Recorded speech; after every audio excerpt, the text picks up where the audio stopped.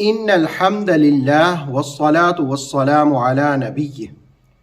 قربانی کرنا زیادہ بہتر ہے یا غریبوں کی مدد کرنا؟ ہمارے ناظرین کی جانب سے یہ سوالات بار بار دہرایا جا رہا ہے۔ دراصل اس زمانے کے اندر ایک کانسیپٹ اور ایک فکر یہ پرموٹ کی جا رہی ہے کہ قربانی کی کیا ضرورت ہے، تم یہی پیسے غریبوں کی مدد کو دے دو۔ تو آئیے ہم قرآن و حدیث کی روشنی میں جاننے کی کوشش کرتے ہیں کہ اس کی حقیقت کیا ہے۔ سب سے پہلا حوالہ سورہ حج کی 36 نمبر آیت۔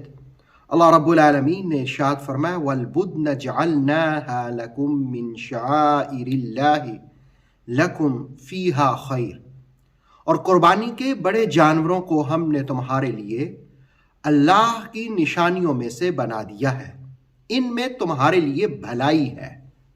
اس کا مطلب یہ ہے کہ قربانی کرنا اللہ کی نشانی ہے، اور دوسری چیز اس آیت میں بھلائی ہے۔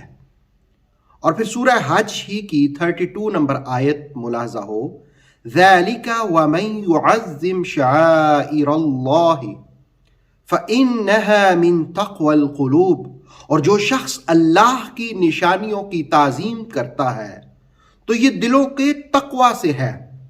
اس کا مطلب یہ ہے کہ قربانی کے جانور اللہ کی نشانیاں ہیں، اور جو اللہ کی نشانیوں کی تعظیم کرتا ہے یہ دلوں کا تقوی ہے۔ یہی وجہ ہے مسند احمد اور ابن حبان کے مطابق رسالت مآب صلی اللہ تعالی علیہ وسلم نے حجۃ الوداع کے موقع پر 100 اونٹ ان کی قربانی دی۔ حضرت جابر کہتے ہیں ان النبی صلی اللہ علیہ وسلم ساق معہ 100 بدنہ، رسول اللہ علیہ السلام کے ساتھ 100 اونٹ۔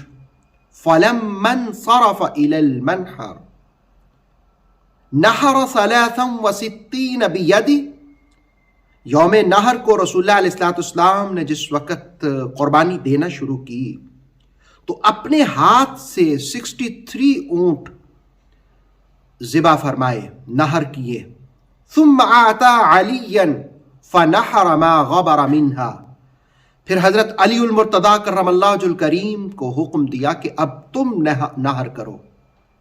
گویا 63 حضور نے اپنے ہاتھ سے اور باقی مولا علی کرم اللہ وجہ الکریم نے نحر کیے، ٹوٹل 100 اونٹ۔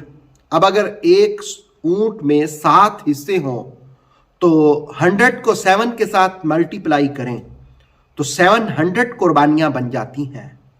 رسول کریم علیہ السلام نے دراصل یہ قیامت تک کی انسانیت اور آدمیت کو پیغام دیا تھا کہ قربانی اللہ کی نشانیوں میں سے ہے، اور جو اللہ کی نشانیوں کی تعظیم کرتا ہے یہ دلوں کے تقوی میں سے ہے۔ فلہذا اسلام کی سوچ یہ ہے، رسول کریم علیہ السلام نے جو دین دیا اس کی فکر یہ ہے کہ قربانی کے دنوں میں قربانی کرنا زیادہ باعث فضیلت ہے۔ ہاں، غریب کی آپ مدد ویسے کر سکتے ہیں۔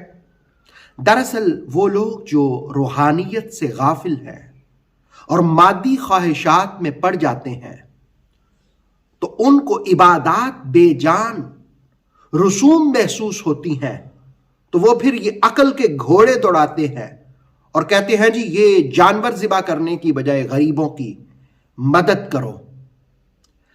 دراصل قربانی کرنے کی ایک حکمت یہ بھی ہے کہ انسان اپنی عقل کو بالائے طاق رکھے اور اللہ کا حکم مانے۔ ترمذی کی حدیث ہے، ابن عمر کہتے ہیں کہ اقام رسول اللہ صلی اللہ علیہ وسلم بالمدینہ 10 سنین یضحی، رسول اللہ علیہ السلام نے 10 عیدیں مدینہ طیبہ میں گزاری اور حضور ہر سال قربانی کیا کرتے تھے۔ ایک اور حدیث کے مطابق یہ ہے کہ یوم نحر کو اللہ کے نزدیک جو سب سے مقبول عمل ہے، یہ ترمذی کی حدیث حضرت عائشہ روایت کرتی ہیں رضی اللہ تعالی عنہا، کہ یوم نہر میں اللہ کے نزدیک پسندیدہ عمل جو ہے وہ خون بہانا، یعنی جانوروں کو ذبح کرنا، یہ ہے۔ اب غریبوں کی مدد کرنی آپ ویسے کریں، لیکن قربانی کو روک کر کے غریبوں کی مدد کی جانب نہ جائیں۔ قربانی بھی کریں اور اس کا گوشت غریبوں کو بھی کھلائیں۔ اور پھر اسی حدیث میں ہے کہ انہا لتأتی یوم القیامت بقرونہا واشعارہا وازلافہا، کہ قیامت والے دن تمہارا قربانی کا جانور اپنے سینگوں، اپنے بالوں، اپنے کھروں سمیت آئے گا۔ اور پھر فرمایا کہ وَإِنَّ الدَّمَ لَيَقَعُ مِنَ اللَّهِ بِمَقَانٍ قُتِلَ قَبْلَ أَن يَقَعَ مِنَ الْأَرْضِ فَتِيبُوا بِهَا نَفْسًا، جس وقت یہ خون بہایا جاتا ہے تو زمین پر بہنے سے پہلے اللہ رب العالمین کے ہاں یہ قبولیت کا درجہ اختیار کرتا ہے۔ فرمایا کہ خوش دلی سے قربانی کیا کرو۔ گویا یہ سوچ اور فکر اسلام کی نہیں ہے کہ قربانی نہ کی جائے اور اس کی جگہ پر غریبوں کی مدد کی جائے۔ اسلام کی سوچ، قرآن کی سوچ، حدیث کی سوچ اور فکر یہ ہے کہ قربانی اللہ کی نشانیوں میں سے ہے، اور جو اللہ کی نشانیوں کی تعظیم کرتا ہے وہ تقوی اختیار کرتا ہے۔ اور رسول اللہ علیہ السلام نے حجۃ الوداع کے موقع پر 100 اونٹوں کی قربانی کر کے اس کی مثال قائم کی، اور مدینہ طیبہ میں ہر سال آپ قربانی فرمایا کرتے تھے۔ اللہ رب العالمین ہمیں اسلام کی صحیح فکر سے فیض یاب ہونے کی توفیق عطا فرمائے۔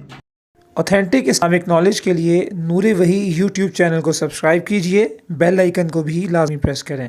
نور وحی کے فیس بک پیج، ٹک ٹاک اور انسٹاگرام کو بھی فالو اور لائک کیجئے تاکہ ہماری ہر نئی آنے والی ویڈیو آپ تک بر وقت پہنچ سکے۔